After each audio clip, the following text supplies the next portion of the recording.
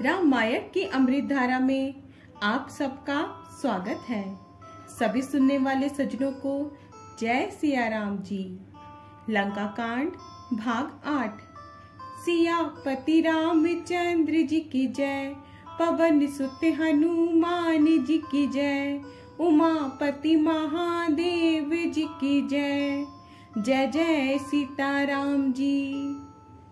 रामायण के पिछले भाग में आपने वहां तक सुना था जब रणधीर राक्षस वीर परकोटों के कंगूरों पर चढ़ गए। अब इसके आगे से उन्होंने जाकर अत्यंत विशाल शरीर वाले महान योद्धा बानर और भालुओं के समूह देखे।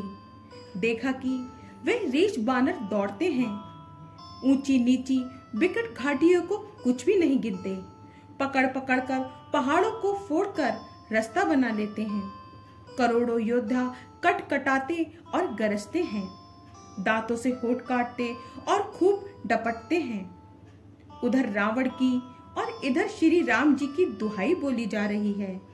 जय जय जय की ध्वनि होते ही लड़ाई छिड़ गई। राक्षस पहाड़ों के ढेर शिखरों को फेंकते हैं।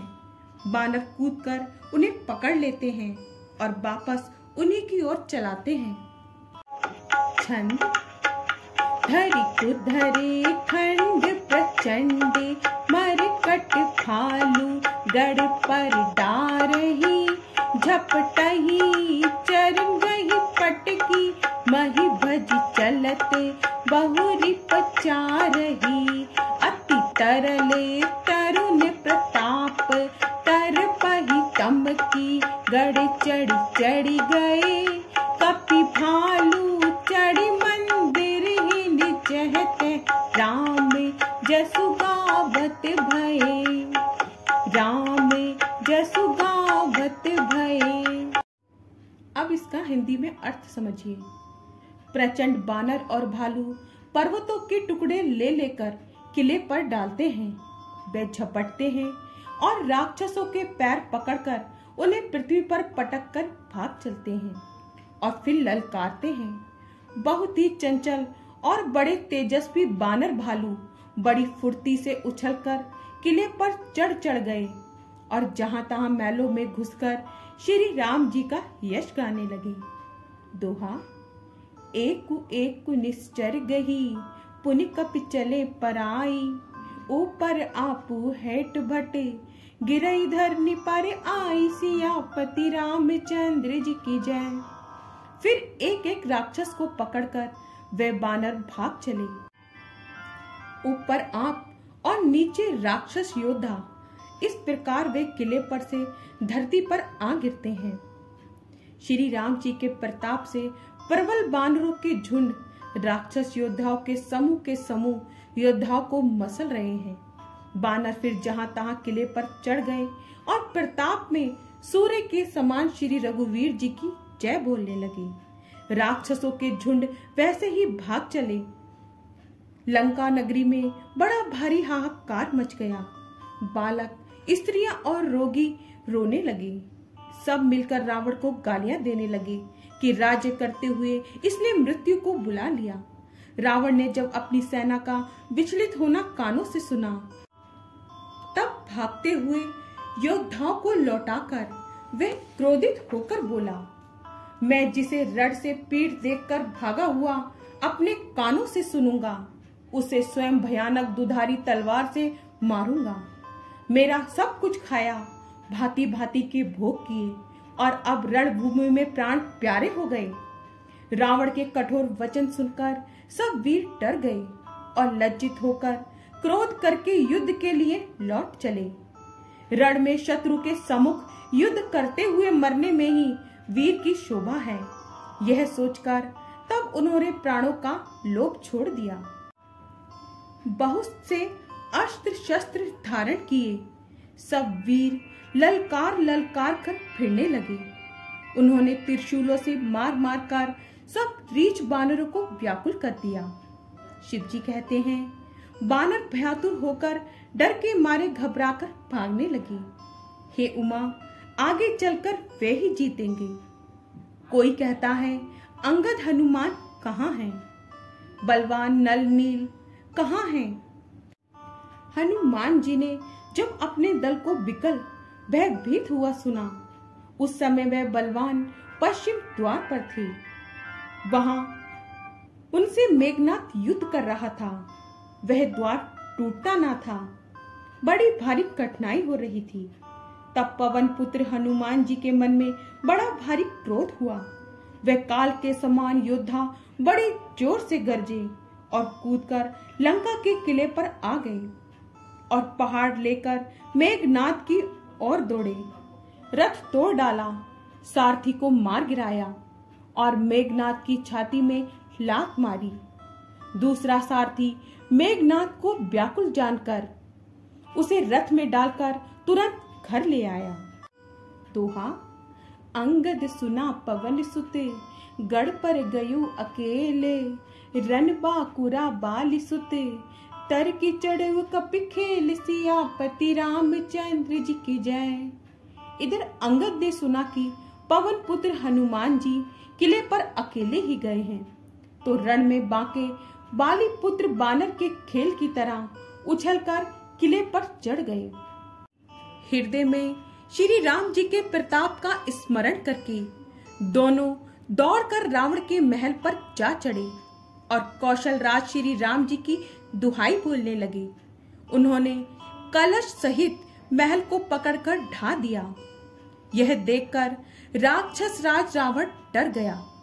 सब स्त्रियां हाथ से छाती पीटने लगी और कहने लगी, अब की बार 2 उत्पाती बानर एक साथ और आ गए।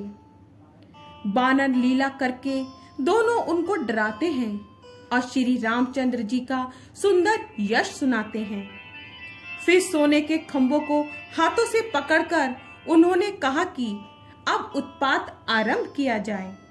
वे गरज कर शत्रु की सेना के बीच कूद पड़े और अपने भारी भुजबल से उसका मर्दन करने लगे। किसी की लात से और किसी की थप्पड़ से खबर लेते हैं और कहते हैं कि तुम श्री राम जी को नहीं भजते, उसका ये फल लो।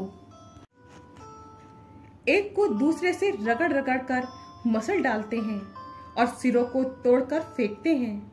वह सिर जाकर रावण के सामने गिरते हैं। जिन बड़े बड़े मुखियों प्रधान सेनापतियों को पकड़ पाते हैं, उनके पैर पकड़कर उन्हें प्रभु के पास फेंक देते हैं। विभीषण जी उनके नाम बतलाते हैं और श्री राम जी उन्हें भी अपना धाम परम पद दे देते हैं। ब्राह्मणों का मांस खाने वाले वे नरभोजी दुष्ट राक्षस भी परम गति पाते हैं, जिसकी योगी भी याचना किया करते हैं, परंतु सहज में नहीं पाते। शिव जी कहते हैं, हे उमा, श्री राम जी बड़े ही कोमल हृदय और करुणा की खान हैं। वे सोचते हैं कि राक्षस मुझे बैर भाव से ही सही स्मरण तो करते हैं। ऐसा हृदय में जानकर वे उन्हें परम गति मोक्ष देते हैं। हे भवानी, कहो तो ऐसे कृपालु कौन हैं? प्रभु का ऐसा स्वभाव सुनकर भी जो मनुष्य भ्रम त्याग कर उनका भजन नहीं करते, वे अत्यंत मन बुद्धि और परम भाग्यहीन हैं। श्री राम जी ने कहा कि अंगद और हनुमान किले में घुस गए हैं। दोनों बानर लंका में विध्वंस करते ऐसे शोभा देते हैं जैसे 2 मंदराचल समुद्र को मथ रहे हो। दोहा, भुज बल रिपुदल दलमली, देखी दिवस कर अंत, कूदे जुगल विगत श्रम, आए जहां भगवंत, सियापति रामचंद्र जी की जय। भुजाओं के बल से शत्रु की सेना को कुचलकर और मसलकर फिर दिन का अंत होता देखकर हनुमान और अंगद जी दोनों कूद पड़े और थकावट रहित होकर वहां आ गए जहां भगवान श्री राम जी थे। उन्होंने प्रभु के चरण कमलों में सिर नवाए। उत्तम योद्धाओं को देखकर श्री रघुनाथ जी मन में बहुत ही प्रसन्न हुए। श्री राम जी ने कृपा करके दोनों को देखा, जिससे वे श्रम रहित और परम सुखी हो गए। अंगद और हनुमान को गए जानकर सभी भालू और वानर वीर लौट पड़े। राक्षसों ने प्रमोद सायकाल का बल पाकर रावण की दुहाई देते हुए बानरों पर धावा किया। राक्षसों की सेना आती देखकर बानर लौट पड़े और वे योद्धा जहां तहां कट कटाकर भिड़ गए। दोनों ही दल बड़े बलवान हैं। योद्धा ललकार ललकार कर लड़ते हैं, कोई हार नहीं मानते। सभी राक्षस महान वीर और अत्यंत काले हैं और बानर विशाल काय तथा अनेकों रंगों के हैं। दोनों ही दल बलवान हैं और समान बल वाले योद्धा हैं। वे क्रोध करके लड़ते हैं और खेल करते वीरता दिखलाते हैं। पल भर में अत्यंत अंधकार हो गया। खून, पत्थर और राख की वर्षा होने लगी। दोहा, देखी निबिड़ तम दसु दिसी, कपिदल भयो खबार। एक ही एक न देखई, जह तह करई पुकार। सियापति रामचंद्र जी की जय। दसों दिशाओं में अत्यंत घना अंधकार देखकर वानरों की सेना में खलबली पड़ गई। एक को एक दूसरा नहीं देख सकता और सब जहां तहां पुकार कर रहे हैं। श्री रघुनाथ जी सब रहस्य जान गए। उन्होंने अंगद और हनुमान को बुला लिया और सब समाचार कहकर समझाया। सुनते ही वे दोनों कपि श्रेष्ठ क्रोध करके दौड़े।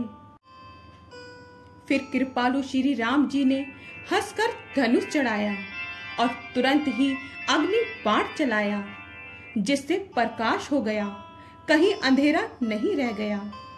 जैसे ज्ञान के उदय होने पर सब प्रकाश के संदेह दूर हो जाते हैं। आगे का भाग कल। जय सिया राम जी। आपको पसंद आए तो लाइक, शेयर, कमेंट्स कीजिए और हमारे चैनल को सब्सक्राइब कीजिए। जय सिया राम जी।